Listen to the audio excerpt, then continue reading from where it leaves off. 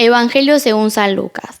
Jesús dijo a sus discípulos: Yo le digo a ustedes que me escuchan, amen a sus enemigos, hagan el bien a los que los odian, bendigan a los que los maldicen, rueguen por los que los difaman.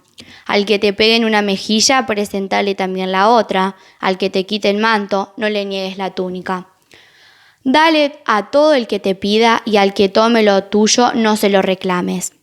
Hagan por los demás lo que quieren que los hombres hagan por ustedes. Si aman a aquellos que los aman, ¿qué mérito tienen? Porque hasta los pecadores aman a aquellos que los aman. Si hacen el bien a aquellos que se lo hacen a ustedes, ¿qué mérito tienen? Eso lo hacen también los pecadores. Y si prestan a aquellos de quienes esperan recibir, ¿qué mérito tienen? También los pecadores prestan a los pecadores para recibir de ellos lo mismo. Amen a sus enemigos, hagan el bien y presten sin esperar nada en cambio. Entonces la recompensa de ustedes será grande y serán hijos del Altísimo, porque Él es bueno con los desagradecidos y los malos. Sean misericordiosos, como el Padre de ustedes es misericordioso. No juzguen y no serán juzgados, no condenen y no serán condenados, perdonen y serán perdonados. Den y se les dará, les volcarán sobre el regazo una buena medida, apretada, sacudida y desbordante.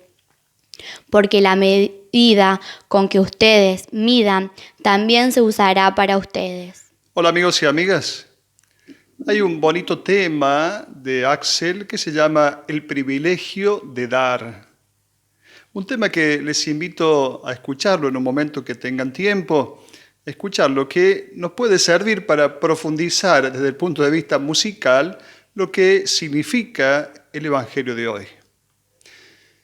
El Evangelio que acabamos de escuchar es una propuesta de nueva humanidad, una propuesta que supera las relaciones habituales o los modos de relación habitual que nosotros tenemos. Nosotros estamos acostumbrados a la relación de reciprocidad. Es decir, recibir algo que yo doy, ida y vuelta. Claro que muchas relaciones humanas están marcadas por la reciprocidad. Yo no puedo decir que soy amigo de alguien si ese alguien no quiere ser mi amigo. La amistad exige reciprocidad. Igualmente, la relación de la pareja, del matrimonio, en los novios, en los esposos, necesariamente debe haber reciprocidad. Pero la propuesta de Jesús va más allá de estas relaciones humanas marcadas por la reciprocidad. Vamos a imaginarnos algunos ejemplos. Por ejemplo, Gabriel dice frente a sus compañeros de trabajo: respeto a todos, pero si secuestran a mi hijo, ciertamente mataré a los responsables. Un ejemplo. Pongamos otro ejemplo. Un joyero llamado Antonio fue robado 3 veces por ladrones y también fue amenazado de muerte. Ahora tiene un arma a mano para defenderse. Imaginemos un tercer ejemplo. Cintia le dice a su hijo: nunca trates mal a nadie, pero si te hacen algo, se la tenés que devolver. Podríamos decir que estas personas son solo personas correctas, responden bien con el bien y con el mal a lo que es malo. Pero preguntémonos, ¿es suficiente para ser cristiano considerar la vida de esta manera? ¿Pensar que esto ya es justo? Cuentan que Abraham Lincoln, presidente de los Estados Unidos, que tenía muchos enemigos políticos, en un momento uno de sus enemigos fue a visitarlo, y cuando terminó la visita, que se fue tranquilamente, la visita, su secretario le dijo: querido presidente, era un enemigo suyo este que vino a visitarlo. Sí, lo sé, pero tendría que haber aprovechado para eliminar a su enemigo. El presidente respondió: elimino a un enemigo cuando lo convierto en amigo mío. Jesús no exige que nosotros nos hagamos amigos de quienes nos hacen daño. Jesús ni siquiera sintió simpatía por Anás, por Caifás, por los fariseos, por Herodes, a quien lo aprobó de zorro. No es que haya sentido simpatía. Jesús pide amar. Eso no es mirar los propios derechos, sino las necesidades del otro. Claro que esto no es una propuesta fácil. Por eso Jesús recomienda la oración. Solo la oración desata la agresión, comunica los sentimientos del Padre, desarma, diríamos, el corazón. Jesús va a decir, bendigan a los que los maldicen, rueguen por los que los difaman, bendigan. La palabra bendición siempre deberemos ligarla a la palabra vida, fecundidad. Bendecir es siempre desear vida plena a alguien, trabajar por la vida plena de alguien. Eso es bendecir. Cuando nosotros bendecimos a Dios, reconocemos en Él el origen de todo bien, de toda vida, de toda fecundidad. Y luego rogar por quienes nos difaman. ¿Qué significa difamar? Quitar la buena fama. Es un pecado contra la justicia. Toda persona tiene derecho a su buena fama. Y en esto deberemos cuidar la palabra. La palabra, dicen, tiene mucho de aritmética, porque la palabra divide cuando se utiliza como navaja para lesionar. Resta cuando se usa con ligereza para censurar. Suma, en cambio, cuando se emplea para dialogar. Y finalmente multiplica cuando se da con generosidad para servir. En la segunda parte del pasaje, Jesús explica esta solicitud de Él con 4 ejemplos concretos. Primero, al que te golpee en una mejilla, ofrécele también la otra. Al que te quita el manto, no le niegues la túnica. Da a todo el que te pide, y al que te quite algo, no se lo reclames. Primero, acerca de la mejilla. El Evangelio de Lucas utiliza simplemente la expresión mejilla. En cambio, Mateo va a hablar de la mejilla derecha, el que te pegue en la mejilla derecha. Cuando nosotros estamos frente a alguien y le damos una cachetada, imaginemos, le pegamos en la mejilla izquierda de la otra persona, si la tenemos al frente. Pensar en la mejilla derecha, como el Evangelio de Mateo, significa dar un revés, como podríamos decirlo. Imaginemos un patrón que le hace eso a su esclavo, con un inmenso anillo, le deja la marca. Eso está indicando una agresión importante. Y Jesús va a decir, preséntale también la otra. Ya veremos qué quiere decir esto. Jesús, en la pasión, dice el Evangelio que uno de los guardias que estaba ahí le pegó una bofetada y le dijo, ¿así le respondes al sumo sacerdote?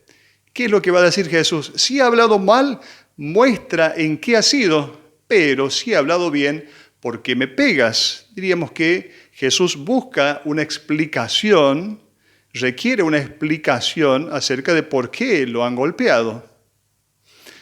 La túnica y el manto. En el tiempo de Jesús, así se vestía la gente. Se ponía una túnica, un vestido largo, una vestidura larga, y sobre la túnica se utilizaba un manto. Jesús va a decir, si te quitan el manto, da también la túnica. O sea, está invitando a permanecer desnudos. Desnudos como Él en la cruz. Desnudo como cuando Él se puso a lavar los pies a los discípulos. ¿Esto qué quiere decir? Que nuestra vida debe estar al servicio de aquel que los necesita, como Él que se desnudó para servir, para lavar los pies a los discípulos. Dar a quien nos pide. Es necesario saber el destino de lo que damos, a dónde va a parar lo que nosotros damos. La dádiva en sí misma, claro, puede ayudarme a mí, ayudar a mi actitud de desprendimiento, pero puede que no ayude al que lo recibe, al destinatario. Por eso muchas veces escuchamos esta expresión, haz el bien sin mirar a quién. Evidentemente no es una expresión correcta. Deberemos mirar a quién y las condiciones de la persona que recibe nuestra obra de caridad, nuestra dádiva. Al que te pide algo, no lo reclames. Bueno, tendremos que tener cuidado con esto que se llama la industria del juicio. Lamentablemente existen abogados que en nombre de la justicia para lo cual se han preparado, cometen grandes injusticias y encima se enriquecen a espaldas de hombres y mujeres débiles, de familias en circunstancias adversas, a espaldas muchas veces de personas pobres o a veces a espaldas o con motivo de broncas u odios guardados. Nos preguntamos, ¿no existe acaso el derecho a reclamar lo nuestro? El derecho a la propiedad privada ciertamente existe, pero Jesús nos invita a evitar entrar en litigios, en pleitos que finalmente son inútiles. Amen a sus enemigos, rueguen por sus perseguidores, va a decir Jesús. Claro, su propuesta es superadora respecto del Antiguo Testamento. En el Antiguo Testamento se decía, amarás a tu prójimo, el prójimo era el que pertenecía a la misma nación, y odiarás a tu enemigo. Odiarás a tu enemigo. Jesús hace una propuesta superadora. El amor no significa aguantar en silencio sin reaccionar. No somos masoquistas.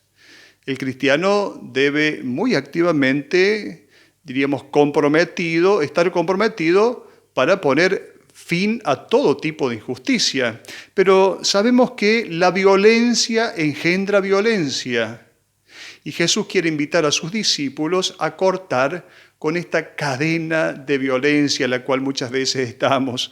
Recordemos lo que decía Gandhi respecto de aquella expresión que de alguna manera emparejaba la cosa del Antiguo Testamento, ojo por ojo, diente por diente. Gandhi decía, si continuamos con ojo por ojo, al final la mitad de la humanidad va a quedar ciega. Quien se transforma interiormente por el amor y por el Espíritu de Cristo va más allá de la lógica de las personas y coloca su vida en, diríamos, un mundo nuevo. En el mundo nuevo presentado por Jesús, un mundo nuevo que tiene signos nuevos. Este signo nuevo es el amor hacia aquellos que no lo merecen. Podríamos decir que hay tres categorías de personas. En el peldaño más bajo están los malvados, podríamos llamarle así, los malvados. Aquellos que, aunque reciben el bien, hacen el mal. Luego, un poquito más arriba, están lo que nosotros le llamamos los justos, entre comillas, los justos. Aquellos que responden al bien con el bien y al mal con el mal. Finalmente, están aquellos que responden al mal con el bien. Solo estos pueden ser llamados hijos de Dios, porque reproducen en sí mismos el comportamiento del Padre, que así es Dios. Seamos honestos cuando exigimos justicia por un mal sufrido. A menudo no buscamos el bien del otro, solo pensamos en tomarnos venganza. Recordemos lo que decía el Chavo, la venganza nunca es buena, mata el alma y la envenena. La expresión que utiliza Jesús en el Evangelio de hoy, ¿qué mérito tienes?, que está repetida 3 veces en los versículos, está traduciendo erróneamente el griego original. Es el texto paralelo de Mateo, el que sí habla de méritos, Mateo sí habla de méritos, Mateo 5, pero Lucas exige en cambio y con mucha finura otra interpretación, porque es otro el término que utiliza. Dice el texto de Lucas, ¿dónde está no está tu mérito, sino dónde está tu gracia? ¿Dónde está tu gracia? Es decir, ¿qué haces gratis? ¿Dónde está tu gracia? ¿Qué haces gratis? Porque el amor de Dios es así, gratuito. Y el amor de los hijos de Dios tiene que ser de esa manera, gratis. Jesús continúa, ama a tus enemigos. Aquí estamos podríamos decir, en el pináculo de la ética cristiana, el amor a los enemigos. La propuesta de Jesús fue preparada por algunos textos del Antiguo Testamento. En el libro del Éxodo se dice: si ves que el buey o el asno de tu enemigo se extravían, devuélvelo. Haz el bien, va a decir Jesús, presta sin esperar nada en cambio. Y esta recomendación excluye toda búsqueda de ventaja propia, incluso espiritual. No estamos buscando ventaja. El amor siempre será un hecho absolutamente gratuito. Podríamos preguntarnos qué recompensas recibirán aquellos que son guiados por este amor desinteresado. ¿Cuál es el premio? La similitud con el Padre. Esto es el premio, la similitud con el Padre. Y Jesús indica: sean misericordiosos como el Padre de ustedes es misericordioso. Cuidado, no tenemos que reducir la misericordia al perdón de los pecados. No podemos reducir la misericordia solo al perdón de los pecados. Misericordia en la Biblia significa ser sensible al dolor, a las necesidades, a las desgracias de los desafortunados, de los pobres. Dios no solo siente esta emoción, sino que interviene realizando acciones de amor y salvación. Esta intervención realizando acciones concretas, estas son las verdaderas obras de misericordia. El amor gratuito podríamos compararlo con el perfume de un jazmín, por ejemplo. Quien pasa al lado del jazmín, sea una gran persona o sea un gran pecador, igualmente el jazmín va a seguir dando perfume. Así escupamos a la planta del jazmín. El jazmín simplemente da perfume, es propio de su esencia. En la lengua griega hay 4 verbos para hablar de amor. Nosotros tenemos el verbo amar, pero existen 4 verbos. El verbo stergo, que es el amor de la familia; el verbo fileo, que es el amor de los amigos; el verbo erao, que es el amor sentimental de la pareja; y el verbo agapao, agapán, que es el verbo que expresa el amor incondicional y gratuito de Dios. Este verbo, que no era muy utilizado en el griego clásico, lo rescata el Nuevo Testamento para indicar de qué manera debe vivir la comunidad cristiana. En el profeta Isaías, en el capítulo 11, encontramos un bonito texto que de alguna manera expresa también, diríamos como anticipándonos, expresa lo que Jesús nos propone en el Evangelio. El lobo habitará con el cordero y el leopardo se recostará junto al cabrito. El ternero y el cachorro del león pasarán juntos y un niño pequeño los conducirá. La vaca y la osa vivirán en compañía, sus crías se recostarán juntas, y el león comerá paja lo mismo que el buey.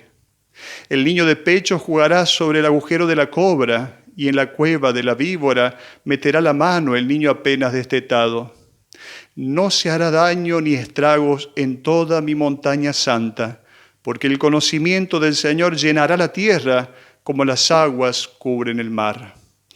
El profeta Isaías está hablando de los tiempos mesiánicos. Esta es la propuesta de Jesús. Esta es la sociedad alternativa que surge de la propuesta de Jesús.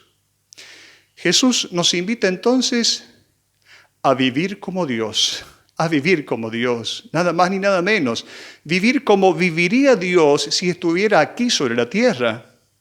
Vivir lo que nos propone el Evangelio de hoy es asemejarnos a Dios. Se es hijo de Dios, no por vía, de generación, sino por vía de semejanza. Entonces, nuestra vocación es encarnar a Dios en las circunstancias de la vida cotidiana. Lo que dice Jesús, el que me ve a mí, ve al Padre. Podremos decirlo también nosotros como hijos suyos en la medida que amemos a nuestros hermanos. Hasta la próxima.